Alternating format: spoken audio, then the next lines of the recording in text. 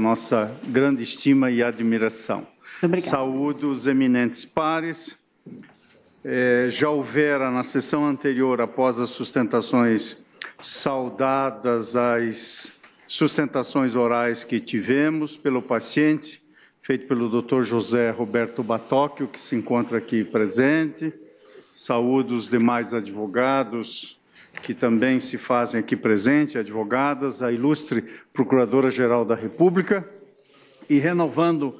as minhas saudações aos meus ilustres pares que compõem este Supremo Tribunal Federal.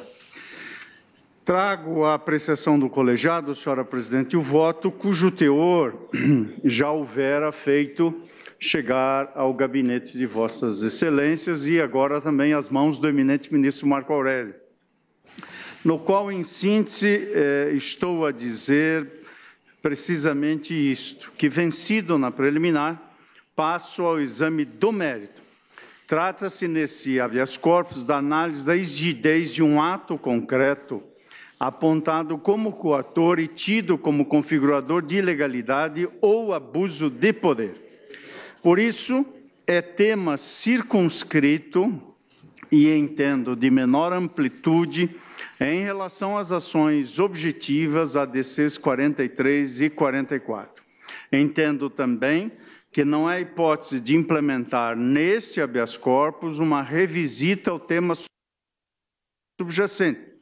O objeto desse habeas corpus se coaduna, em meu modo de ver, com a destinação constitucional desse remédio em apreço nos termos do inciso 5º do artigo 5º e inciso 68 da Constituição, segundo o qual conceder-se habeas corpus sempre que alguém sofrer ou se achar ameaçado de sofrer violência ou coação em sua liberdade de locomoção por ilegalidade ou abuso de poder.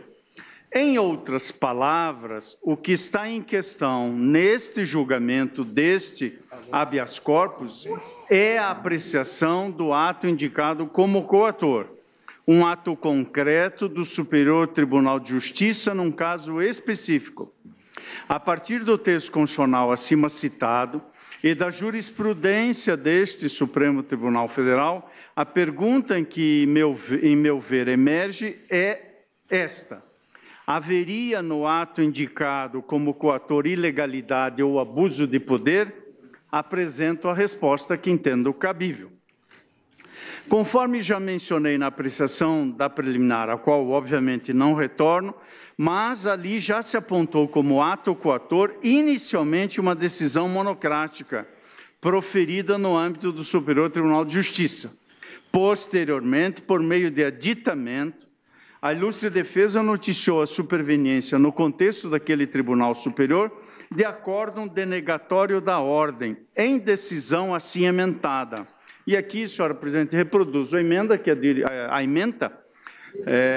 é de todos conhecida, neste habeas corpus denegado, que foi habeas corpus 434-766,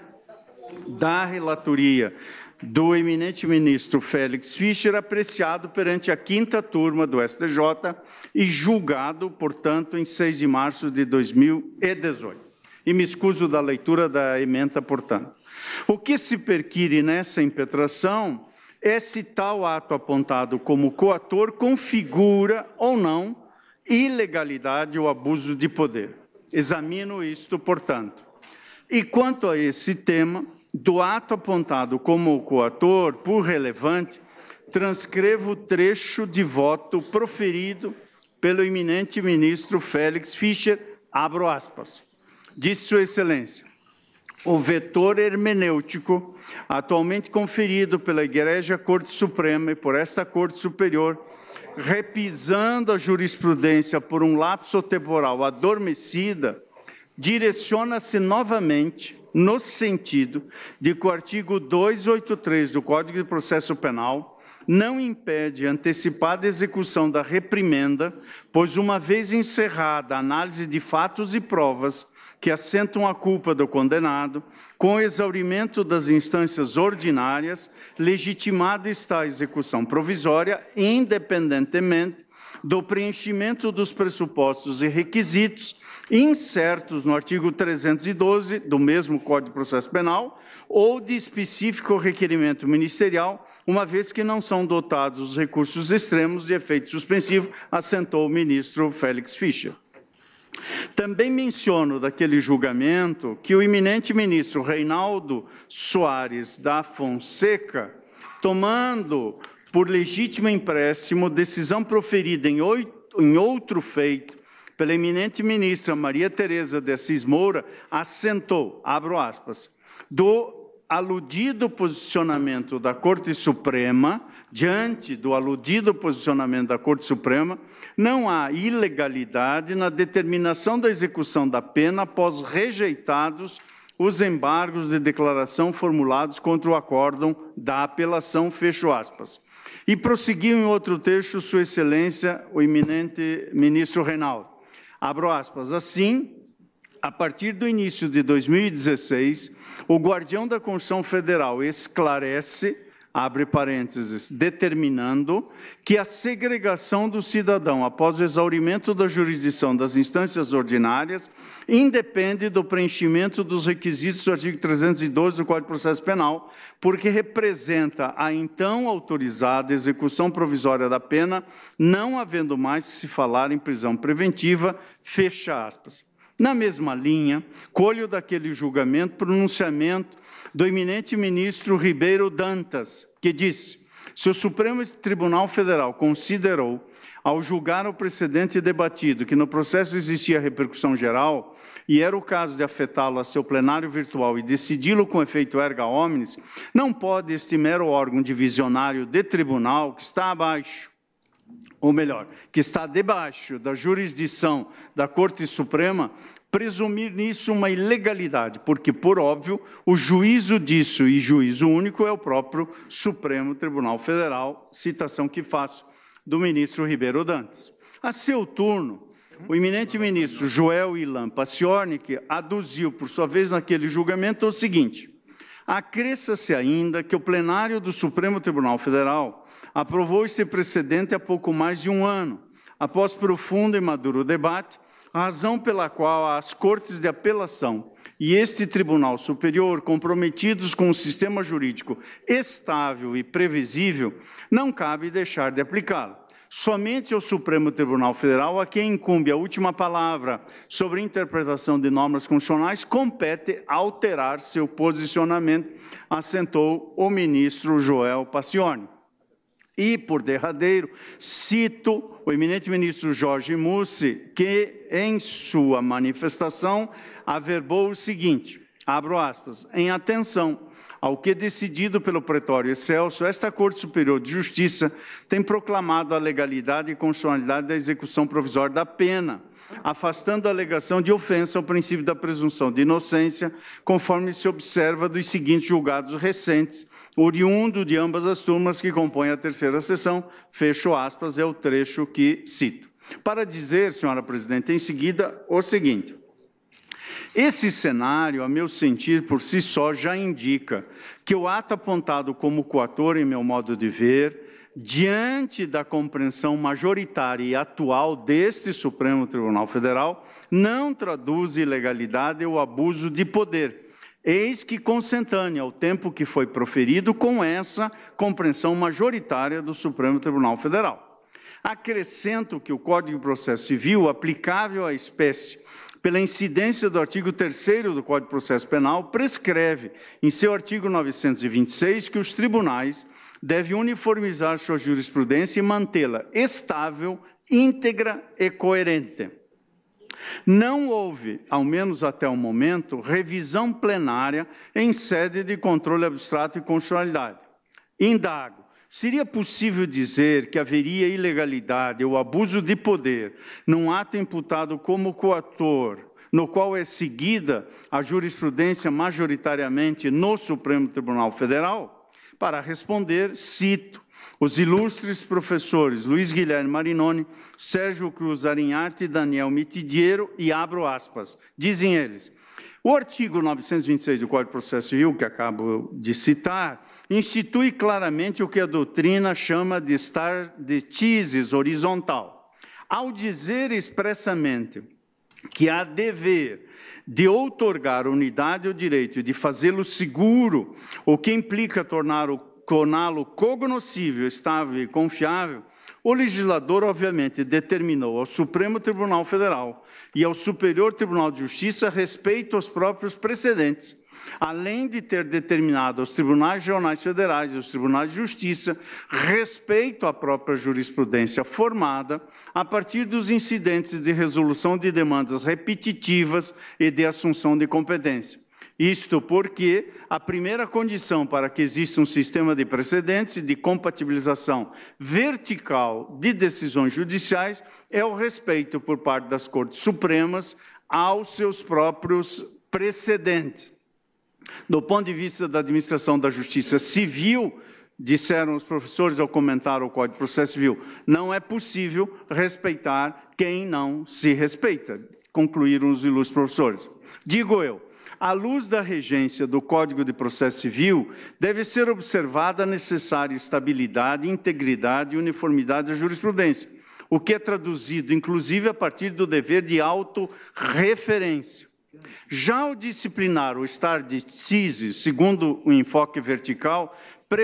prescreve o Código de Processo Civil no artigo seguinte, o 927, que prevê: os juízes e os tribunais observarão, 1. As decisões do Supremo Tribunal Federal em controle concentrado de constitucionalidade. E cito ainda o inciso 3º. Os acórdãos e incidente de assunção de competência ou de resolução de demandas repetitivas e em julgamento de recursos extraordinário e especial repetitivos. Fechou aspas da citação que faço do CPC. Nessa perspectiva, com todas as vênias ao entendimento em sentido diverso, não depreendo que, à luz da jurisprudência atual deste tribunal, o ato coator colida com a lei tampouco represente abusividade. Ao contrário, o Superior Tribunal de Justiça, ao chancelar a determinação emanada do Tribunal Regional Federal da 4ª Região, se limitou a proferir decisão compatível com a jurisprudência desta Suprema Corte e, por expressa imposição legal, deve manter-se íntegra, estável e coerente. Consigno que, sem dúvida, é possível, ao menos em tese, que a compreensão dessa Suprema Corte seja mesmo modificada, se e quando verificar-se o julgamento das ADCs 43 e 44. Ressalto que, em meu ver, até tal ocorrência, não é cabível reputar como ilegal ou abusivo um pronunciamento jurisdicional que se coadune com o entendimento então prevalente, e tampouco atribuir ao STJ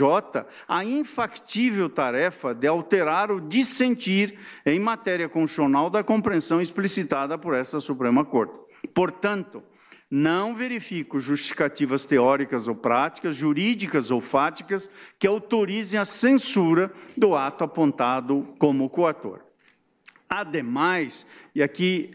prossigo nesta análise, que vou fazê-lo o mais breve possível, senhora presidente. Ademais, a proteção eficiente dos direitos fundamentais se dá, entre nós, à luz de outros instrumentos, também por meio do direito penal. E permito-me assentar o que já disse em voto anterior, que a República Federativa do Brasil tem sido questionada em organismos internacionais quanto à tutela de direitos humanos em razão da ineficiência de seu sistema de proteção penal aos direitos humanos básicos. Como já assentei, o caso mais notório, julgado pela Comissão Interamericana de Direitos Humanos, demonstrando ineficiência do sistema de proteção penal, se deu em 4 de abril de 2001.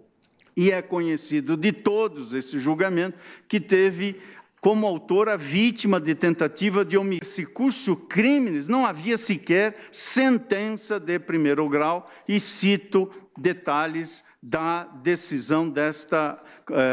feita da Corte Interamericana de Direitos Humanos. E acrescento, a deficiência da proteção penal a vítimas de violações graves a direitos humanos foi decisiva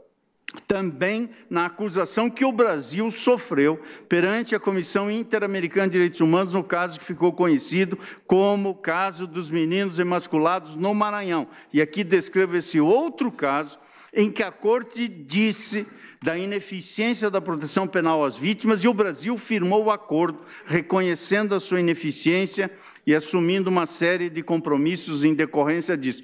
Por que estou a dizer isso, senhora presidente? Digo isso para rechaçar a pecha de que esta Suprema Corte, ao julgar o habeas corpus 123.292, teria sucumbido aos anseios de uma criticável sociedade punitivista, comprimindo direitos humanos num ambiente de histeria, como se alegou. Refuto esta pecha pelas citações que faço dessas condenações e também pelo intento que se coloca como busca de racionalidade do sistema penal, que passa pela compreensão dos direitos humanos segundo a perspectiva que acata o princípio da proteção deficiente. E a Corte Interamericana de Direitos Humanos, desde o julgamento do caso Velásquez Rodrigues versus Honduras, tem sancionado que condutas violadoras de direitos humanos devem ser investigadas e punidas. Afinal, como colho da obra de Antônio Escrivão Filho e José Geraldo Souza Júnior, na medida em que os direitos humanos sejam compreendidos como produtos dos processos sociais de lutas por dignidade, identifica-se no conceito de exigibilidade uma condição de duplo efeito essencial para os direitos humanos. De um lado, a delegação de legitimidade política e jurídica para a sociedade exigir a efetivação de seus direitos, e de outro, a noção imperativa de respeito e promoção ativa e contínua desses direitos por parte do Estado, como assentaram no estudo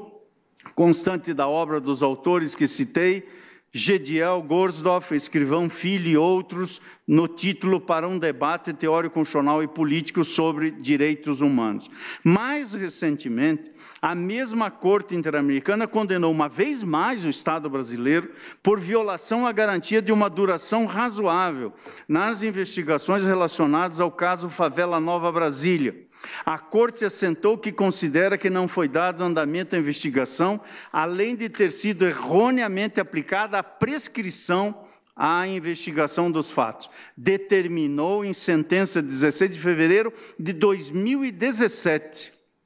que o Estado brasileiro se abstivesse de recorrer a qualquer obstáculo processual para eximir-se dessa obrigação, por tratar-se de prováveis execuções e atos de tortura. À mesma conclusão chegou aquela Corte meses antes, no caso Trabalhadores da Fazenda Verde versus Brasil, em sentença de 20 de outubro de 2016. Nesse caso, assentou a Corte que os Estados têm a obrigação de garantir o direito das vítimas ou de seus familiares a participar em todas as etapas dos respectivos processos, de maneira que possam apresentar petições, receber informações, aportar prova, formular alegações e, em síntese, fazer valer seus direitos. E que essa participação deverá ter como finalidade o acesso à justiça, o conhecimento da verdade sobre o ocorrido e a concessão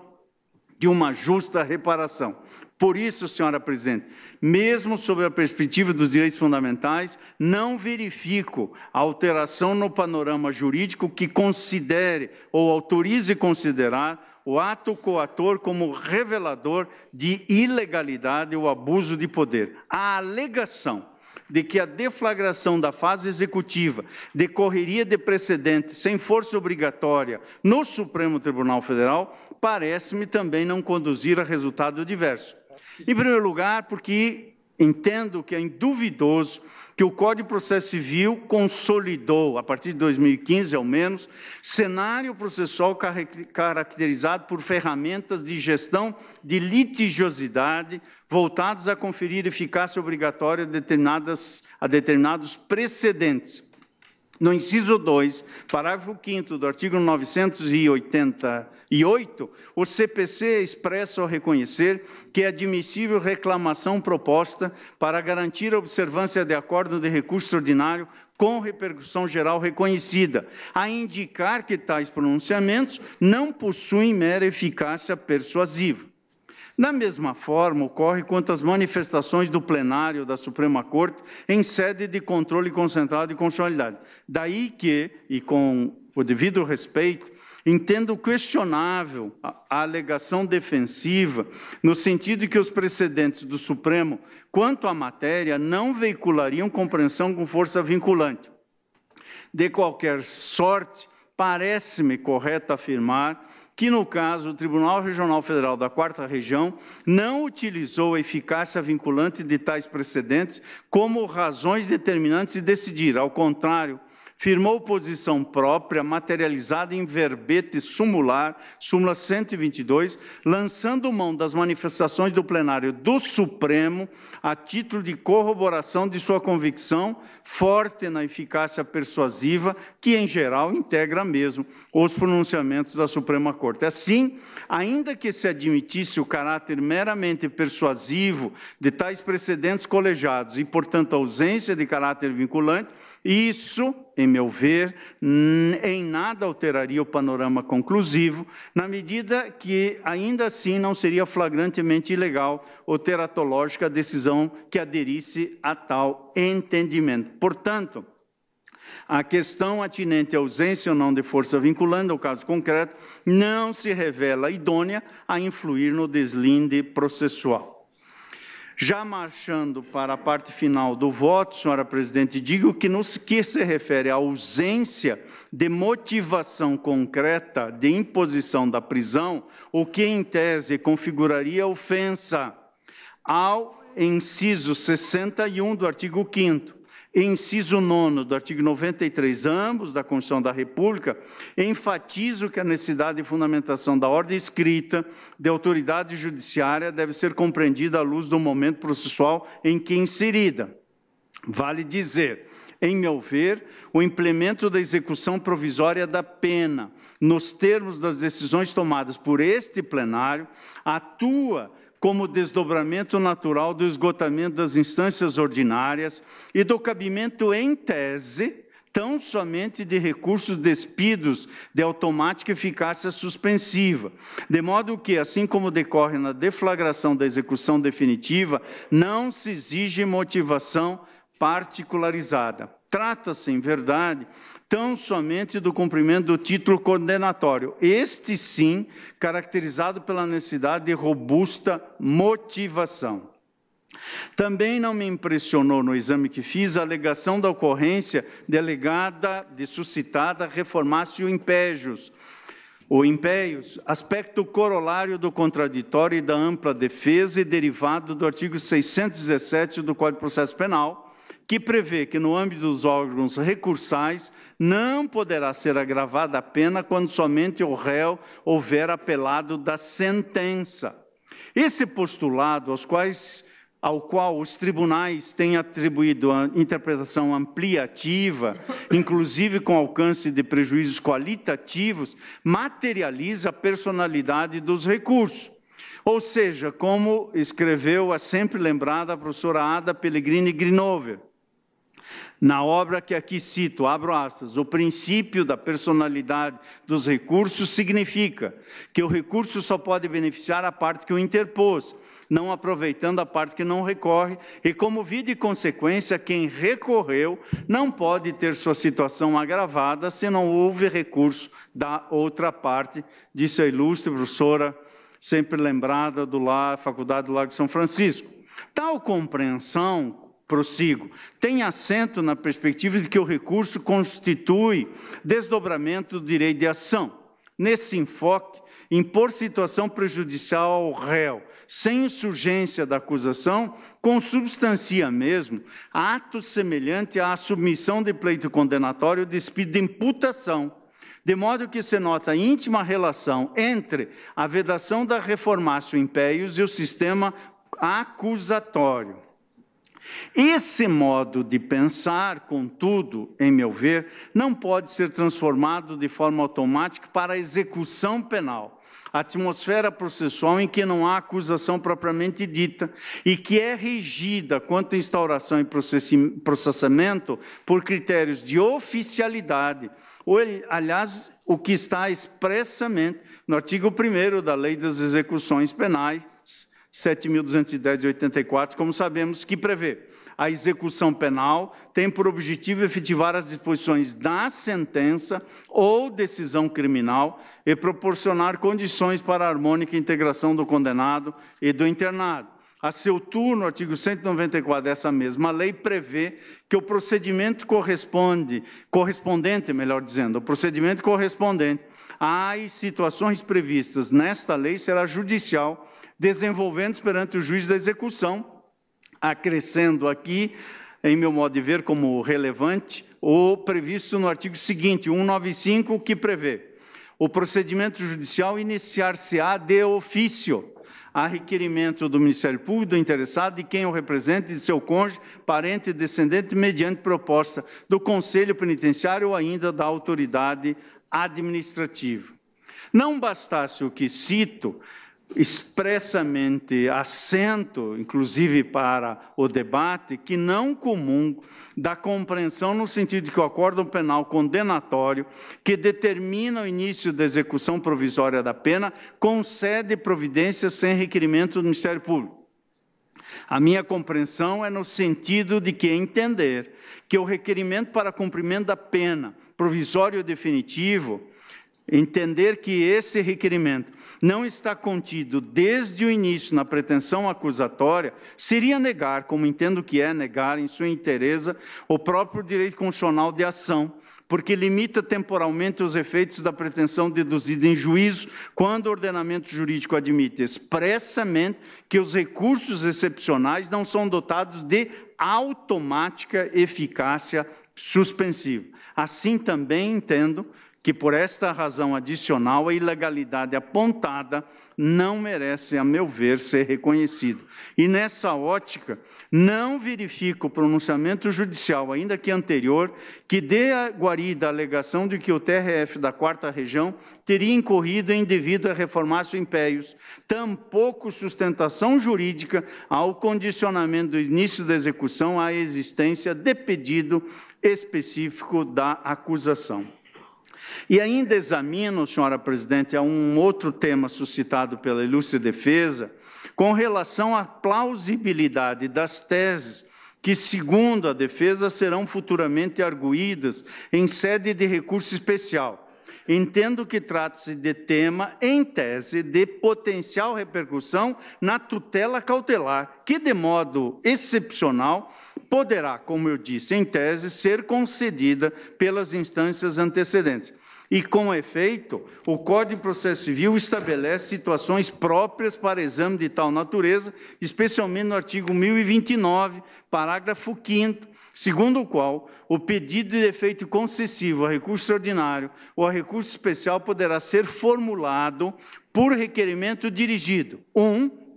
ao Tribunal Superior respectivo, no período compreendido entre a publicação da decisão de admissão do recurso e sua distribuição, ficando o relator designado para seu exame, prevendo para julgá-lo. 2, ao relator, se já distribuído o recurso. E, inciso 3º, ao presidente ou ao vice-presidente do tribunal recorrido no período aqui mencionado. Portanto, senhora presidente, e assim concluo remontando que o feito se encontra na ambiência do Tribunal Regional Federal da 4ª Região e que o Superior Tribunal de Justiça consignou acertadamente no ato apontado como coator que o exame da relevância das teses listadas pela defesa afigurar-se-ia prematuro, visto que se quer, em definitivo, encerrada a jurisdição ordinário que se alinha com o estipulado no aludido artigo 1029 do CPC. Portanto, senhora presidente, ante o exposto, sob todos os ângulos enfocados, não verifico ilegalidade abusividade ou teratologia no ato apontado como coator, e meu voto é no sentido de denegar a ordem. É como voto. Agradeço a Vossa Excelência, o ministro.